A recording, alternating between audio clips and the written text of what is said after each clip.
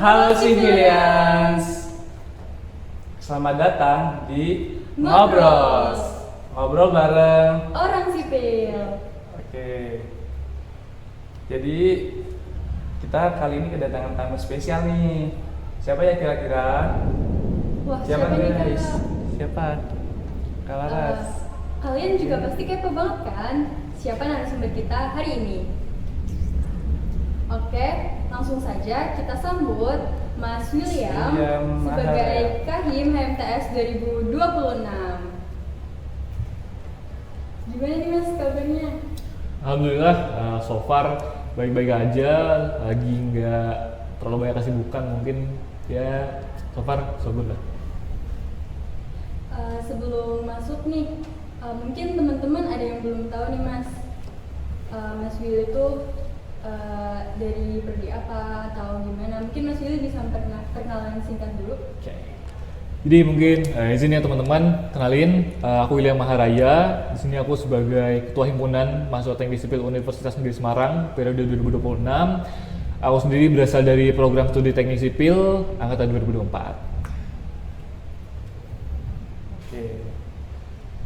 Kebetulan sebelum ini kan ada Mas William libur kan, liburan Lebaran kan. Mas William apakah balik ke tempat asalnya atau mungkin mudik atau bagaimana itu Mas?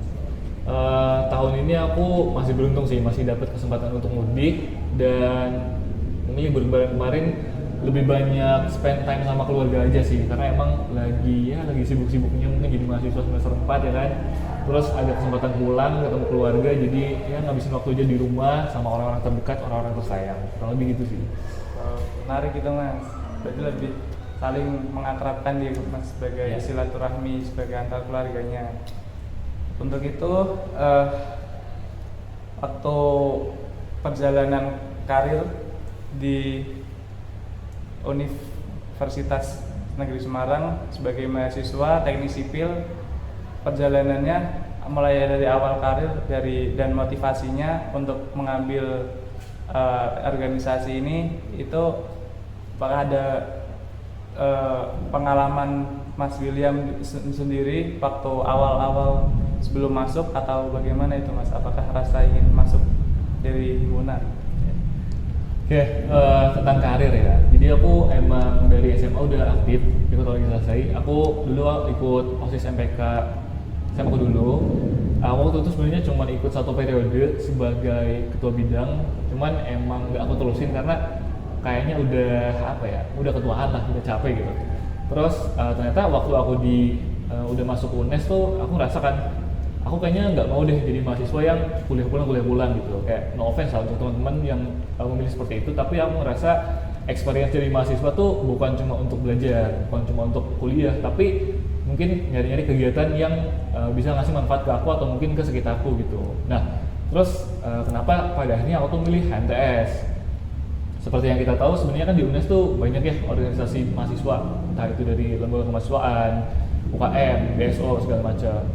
Kenapa sih aku milih HMTS? Karena aku emang dari dulu kan backgroundku dulu OSIS ya, dan aku melihat yang seperti tupoksinya mirip dengan OSIS tuh ya himpunan dan BEM kan.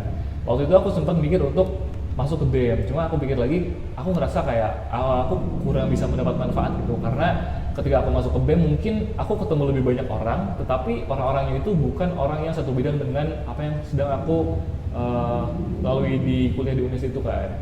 Makanya pada akhirnya aku memilih, himpunan mungkin bakal lebih relate, bakal lebih relevan, entah itu dari segi alumni, dari orang-orang di sekitarnya, atau mungkin bahkan bisa memberi manfaat ke aku tuh dalam kesempatan bertemu atau berdiskusi dengan birokrasinya gitu loh. Makanya pada akhirnya aku mikir, kenapa nggak HMTS aja gitu.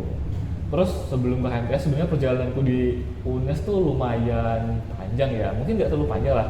Semester pertama tuh aku udah mungkin sebenarnya nggak terlalu aktif banget ya, cuma aku iseng-iseng lah gitu, kayak jadi ketua kelompok PKKMBFT, ketua kelompok OMBTS, dan mungkin peaknya tuh kayak sebelum masuk HMTS ya, aku tuh sempet jadi ketua makrab Teknik Sipil 24. Di sana mungkin baru pertama kali sih aku kayak punya teman-teman kerjasama itu sesama mahasiswa gitu ya, yang dulunya mungkin aku masih nyoba-nyoba atau masih kayak ya taunya tugas mahasiswa itu bukan itu, tapi ternyata ada kayak gitu kegiatan-kegiatan seperti itu.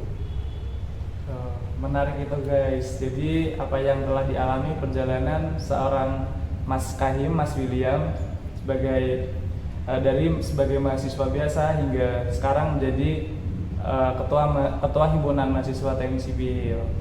Oke. Nah, tadi kan Mas Wil juga udah bilang ya, emang udah aktif dari SMA sampai akhirnya memilih join HMTS saat kuliah. Nah, ngomongin soal HMTS, sekarang kan Mas Wil jadi Kahim ya. Jadi motivasi apa sih Mas untuk milih Mas Wil itu memilih jadi Kahim HMTS ini? Oke, soal motivasi jadi Kahim ya, sebenarnya aku emang mungkin catatan maba aja ya. Kayak aku sebenarnya zaman maba tuh sempat gitu pernah bilang pengen jadi ketua organisasi, entah itu KBM ataupun Kahim. Cuma ternyata karena karirku awalnya dulu di himpunan, oh ya udah mungkin yang bisa aku pursue atau aku coba tuh Kahim. Dan sebenarnya bukan itu doang sih, itu mungkin kayak ya cetukan maba lah, masuk baru kan, masih berambisi, masih menggebu-gebu. Cuma ternyata setelah aku setahun menjadi staf di HMTS, aku nyaman gitu. Aku nyaman dengan lingkungannya, aku nyaman dengan orang-orang di dalamnya, orang-orang keren, orang-orang hebat yang aku kenal gitu.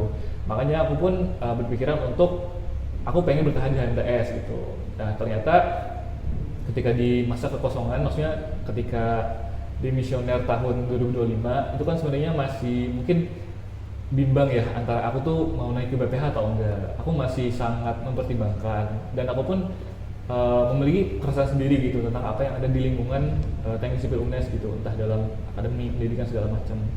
Aku tuh punya keresahan di mana aku merasa kok temen-temen mahasiswa umum tuh tidak merasa bahwa mereka tuh sebagian dari HMTS gitu. Padahal nyatanya kan mereka bagian gitu walaupun sebagai anggota pasif. Aku ingin menghilangkan stigma bahwa HMTS tuh bukan cuma orang-orang yang pakai PDH ini gitu, bukan cuma orang-orang yang dalam tanda kutip mungkin menjadi eksekutifnya gitu, tapi aku pengen bahwa orang-orang tahu bahwa HMTS itu adalah mereka sepenuhnya gitu, bahwa mereka pun sebagai anggota HMTS walaupun anggota pasif kayak gitu. Dari sanalah muncul motivasiku lah untuk bisa naik ke BPH gitu, entah nanti akan jadi Kahim atau enggak. Dan aku pun selain faktor internal ya mungkin itu, ada eksternal juga kayak teman-temanku tuh banyak yang ngedorong aku gitu, banyak yang mengharapkan aku jadi Kahim. Ya udah aku nyoba deh dan alhamdulillah ternyata ya dapat gitu. Cuman aku harap dengan jadinya aku Kahim ini bisa memberikan manfaat aja sih buat jadi yang lain, kurang lebih kayak gitu. Wah keren Keren banget banget ya. nih. Kan Mas Wil ini udah jadi Kahim nih. Sebelumnya kan cuma jadi staf atau mahasiswa biasa. Ada nggak sih Mas perbedaannya dari keseharian jadi Kahim sekarang? Oke, kalau perbedaan pasti ada. Apalagi mungkin sebagai staff tuh kadang kita berbeda ya, maksudnya berbeda tupoksi gitu. Ketika aku menjadi staff, walaupun aku mungkin pernah berlaku sebagai ketua pelaksana, tetapi kan beban kerjanya itu cukup berbeda ya. Kayak aku tidak berurusan dengan delegasi di internal UNES, internal fakultas, atau mungkin tidak terlalu mengurusi tentang birokrasi kampus. Nah, ketika aku sudah menjadi Kahim tuh lebih banyak hal-hal yang aku lakukan di latar belakang gitu, kayak mengurusi tentang organisasi kebirokrasi, ke fakultas, ke asosiasi dengan himpunan lain, dengan BEM, BSO segala macem. Jadi aku merasa kerjaanku tuh sebenarnya nggak kelihatan tapi tetap bikin aku capek gitu. Tapi ya bukan jadi alasan sih, karena memang ini adalah hal yang udah aku ambil, tanggung jawab yang udah aku ambil, konsekuensinya itu harus aku hadapi sendiri. Aku hadapi gitu. Tapi yang paling kerasa beda sih mungkin lebih ke cara berpikir aja ya, karena ketika aku jadi staff mungkin aku masih memikirkan diriku sendiri, tetapi ketika aku sudah menjadi Kahim tuh semua keputusan tuh harus aku pikirkan karena mungkin akan berefek kepada banyak orang, seperti itu sih. Ternyata perlu dengan semangat dan spirit ya Mas ya, perlu dengan perjuangan yang lebih untuk membangun sebuah rasa itu menjadi kenyataan itu ya Mas. Ya. Oke, berarti kita lanjut ke struggling nih Mas. Setelah Mas itu masuk menjadi sebuah ketua di organisasi ataupun himpunan, adapun struggle yang akan Mas hadapi kan, yang tentunya Mas itu pasti sudah siap untuk mendapatkan sebuah struggle tersebut, yang mana mungkin bagian akademik maupun bagian tantangan untuk mengelola anggota itu seperti apa dan bagaimana Mas itu caranya? Oke. Sebagai ketua, struggle itu pasti ada. Struggle itu pasti apa hal yang bakal kita temui gitu di keberlangsungan organisasi ini, tetap dalam hal akademik maupun mungkin manajemen anggotanya ya.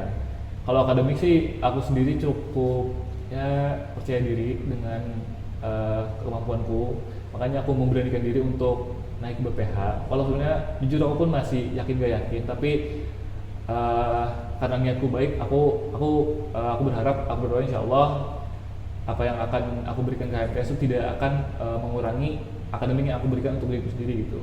Jadi aku harap dengan jadinya aku kahim tuh tidak membuat akademikku jelek gitu. Aku juga masih dibantu dengan teman-teman di prodi, rombel, mereka masih banyak membantuku, jadi aku merasa aku nggak sendiri gitu.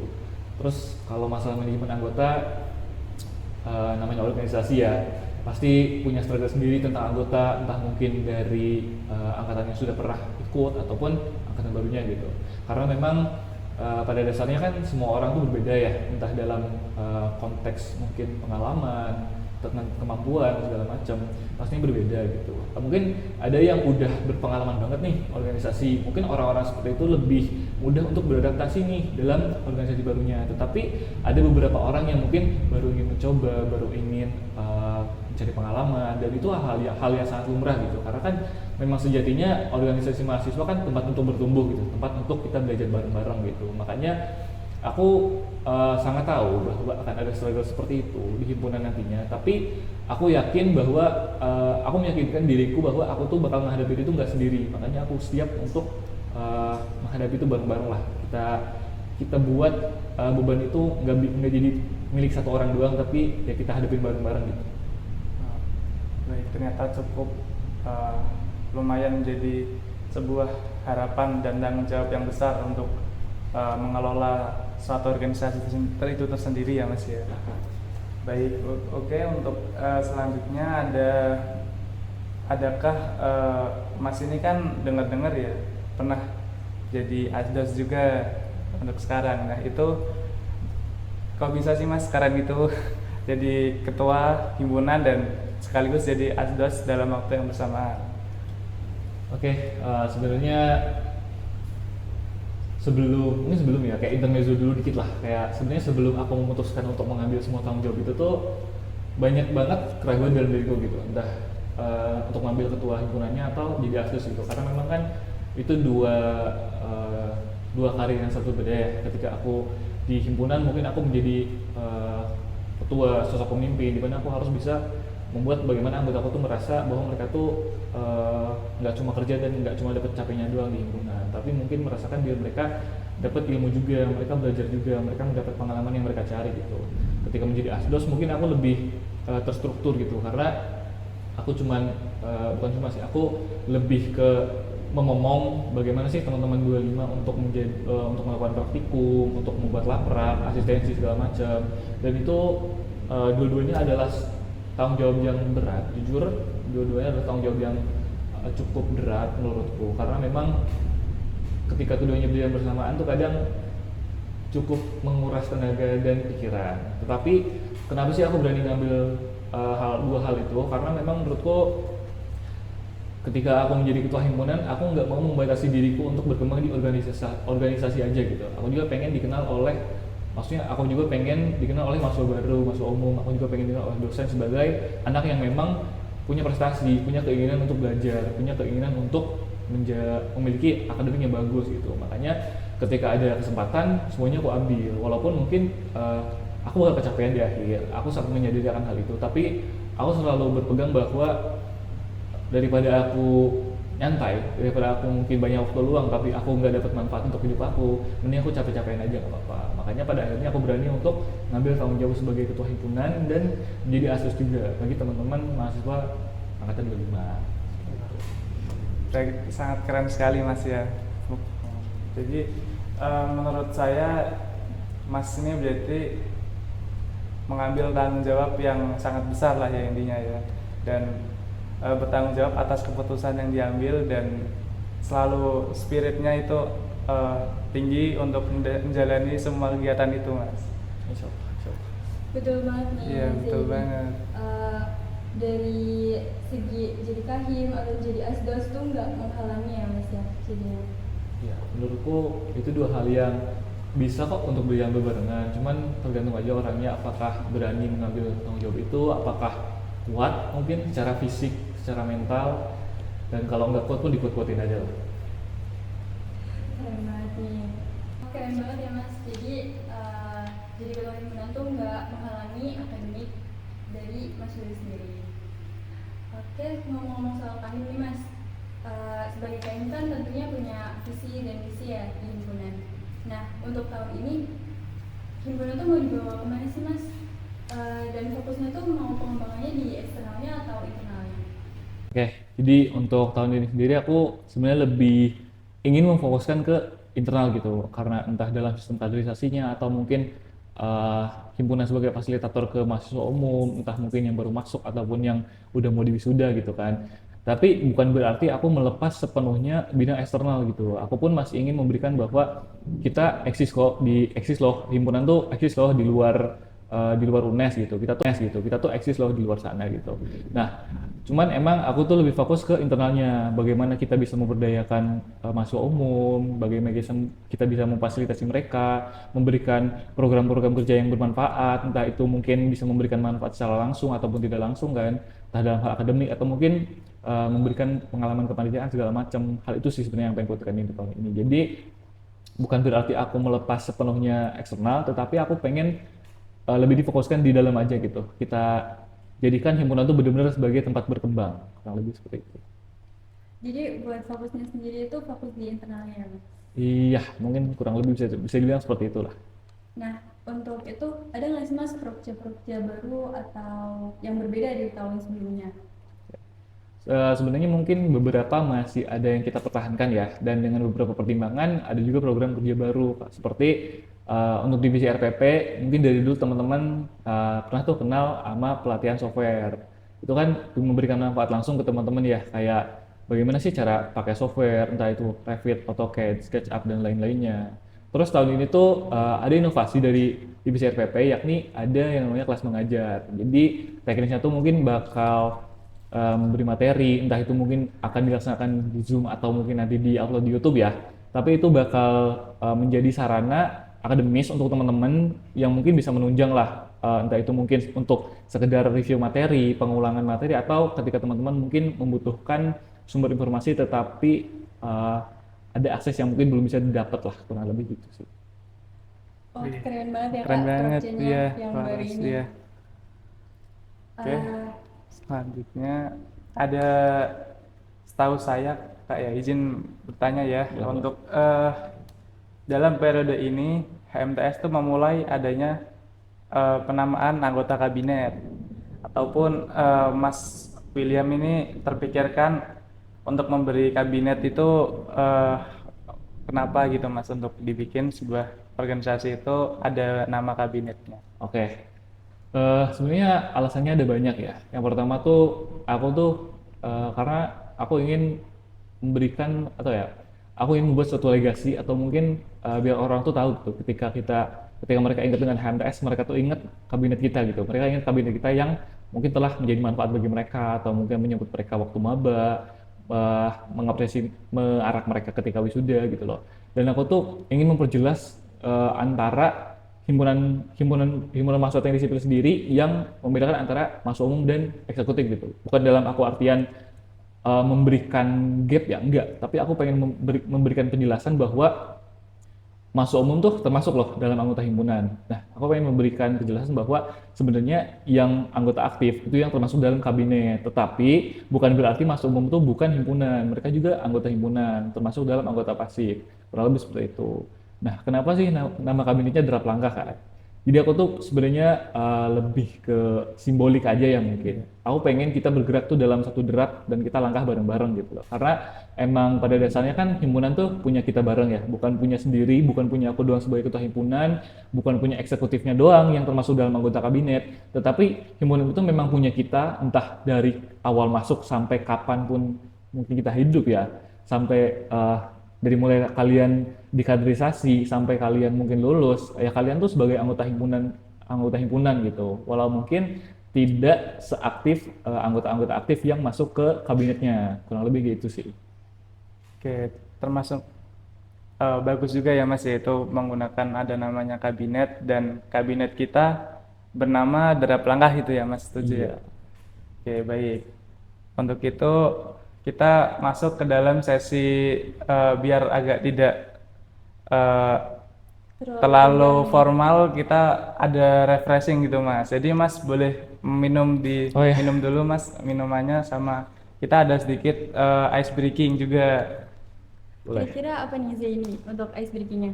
Untuk itu, apakah kalian tahu guys ice breakingnya apa? Ya, saya juga nanti akan membuat ice breaking tersebut menjadi have fun.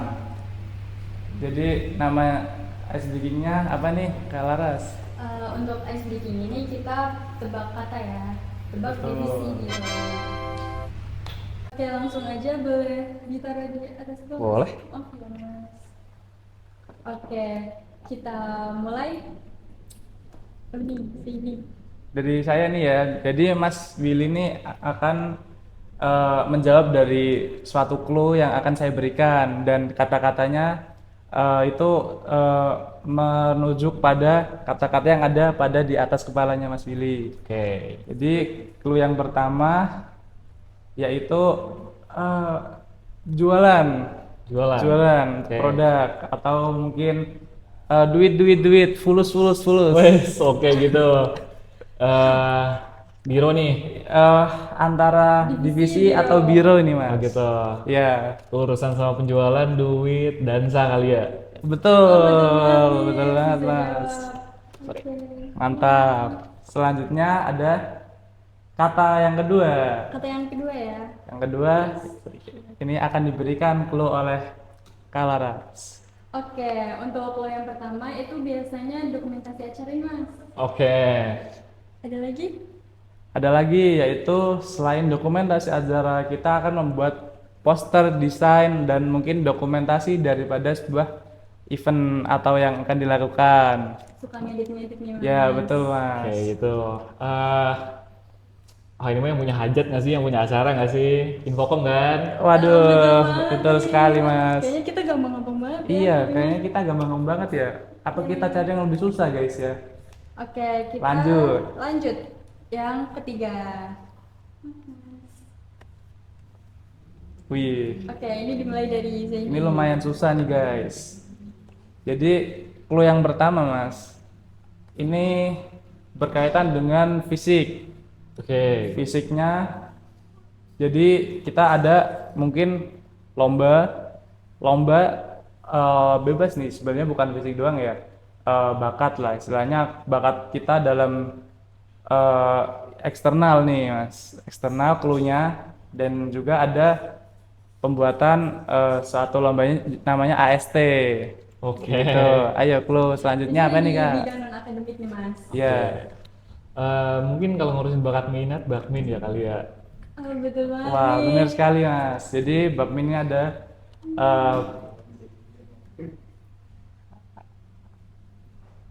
satu lagi. Cluenya ada satu lagi. Oke. Oh, ada satu Oh, lagi ada satu lagi guys. ternyata, Jadi teman-teman. setelah bakmin ada satu lagi. Bakmin ini ternyata untuk lomba-lomba lah istilahnya, untuk bagian sport lah, untuk volley, futsal, dan sebagainya. Oke, lanjut. Ini yang terakhir. Ya, ini cluenya Nah, boleh untuk disebutkan clue Kak? yang pertama itu biasanya tuh monitoring. Oke.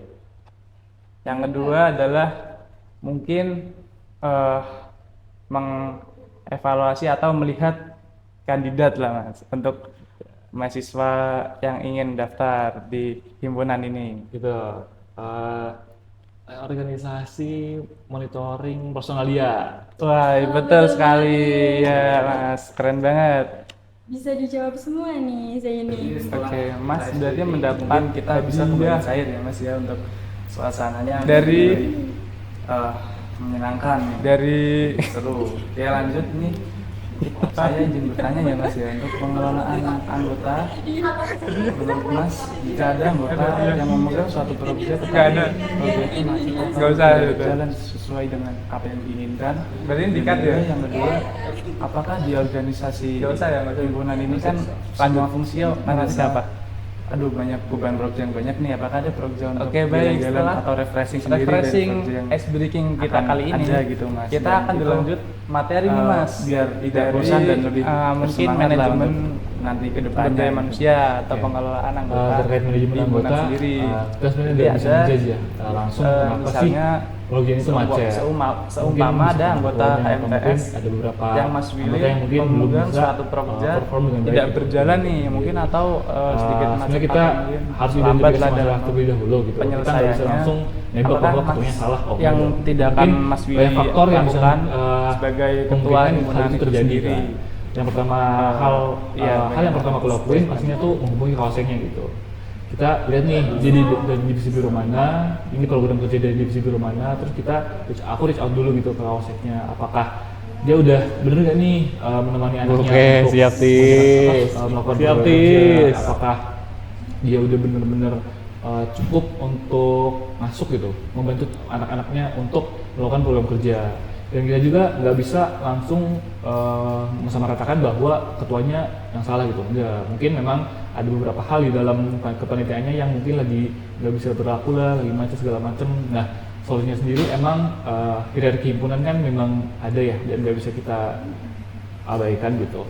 Jadi memang untuk jalur koordinasi sendiri kan dari aku ke Kawasek, baru dari Kawasek ke staff gitu. Nah, untuk yang staffnya sebagai ketua pelaksana, jika memang ada yang macet nih dari program kerjanya atau segala macam, pasti yang pertama aku hubungi itu Kawaseknya. Kenapa nih anaknya kok gini? Bisa ada kendala apa? Apakah perlu bantuan dari BPH atau gimana? Kalau emang perlu bantuan, ya kita bantu sebisa kita sampai programnya bisa benar-benar berjalan dengan baik dan lancar gitu. Harapannya seperti itu. Terus untuk agenda mungkin ya, agenda yang senang-senang banyak kok. Nanti bakal ada fungsio Wayah berolahraga, itu nanti kita bakal olahraga bareng-bareng satu himpunan, refreshing lah dari kesibukan program kerja segala macam. Nanti juga kita bakal ada acara bakar-bakar segala macam. Terus nanti di akhir kita bakal ada rames, itu kayak kita kumpul lah, mungkin kayak kita kumpul bareng-bareng, kita ngobrol-ngobrol, kita ingat-ingat kita abis tahun tuh ngapain aja sih, kita abis tahun tuh punya kenangan apa aja sih bareng-bareng gitu. Terus nanti pun bakal banyak kok pokoknya. Terus termasuk juga fungsi fitulasan, jadi HMTS fitulasan nanti kita bakal ada acara 17 Agustusan, kita ngerayain dengan ada lomba-lomba, mungkin bakal ada diadain oleh divisi Bakmin nama Biro Personalia, kurang lebih seperti itu. Biar bikin kita buat sesi senang-senang aja lah, sedikit mungkin menghilangkan rasa lelah dari kesibukan program kerja seperti itu. Itu sangat menarik ya berarti ya Kak ya. Jadi nggak sabar nih. Iya, jadi nggak sabar buat mengikuti refreshing yang akan dilakukan ya Mas ya. Di kemudian hari saat kita untuk capek atau lelah, burn out saat menjalankan tugas sebagai mungkin di organisasi himpunan ini. Betul banget nih ini. Iya. Wah ternyata udah di penghujung acara aja nih. Iya. Gak terasa ya Mas, kita udah ngobrol panjang hari ini.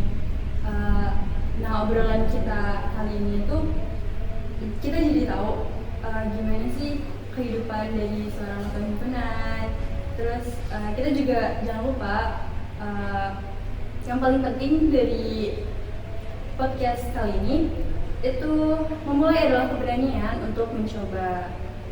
Dan untuk Mas William, terima kasih sudah mau datang ke acara ngobrol kali ini. Semoga Mas William sukses terus ke depannya, baik di dunia akademik maupun di dunia himpunan saat ini ya Mas ya. dan yang Mas lagi jalanin juga ke depannya, dan prioritas apa saja yang mungkin goals yang semoga bisa dicapai Mas untuk Mas William. Sebelum kita ngakhirin podcast ini, kita biasanya ada jargon nih Mas. Oke. Jadi buat jargonnya sendiri, kalau misalkan saya ini bilang ngobrol, nanti kita jawab ngobrol bareng orang sipil, gitu Mas. Jadi ada gerakannya nih Mas. Nanti minta tolong Mas dan Kak Taras nih untuk mengikuti gerakan saya ya. Jadi misal saya bilang untuk ngobrol bareng orang sipil menunjuk ke arah kamera. Oke. Baik. Saya mulai ya Mas ya. Boleh. Ngobrol bareng orang sipil. Oke. Jadi teman-teman, terima kasih yang sudah menonton. Atas perhatiannya, mohon jangan lupa di like, komen, dan subscribe. Terima kasih yang telah menonton. Sampai jumpa di ngobrol episode berikutnya. Civilians, dadah, see you.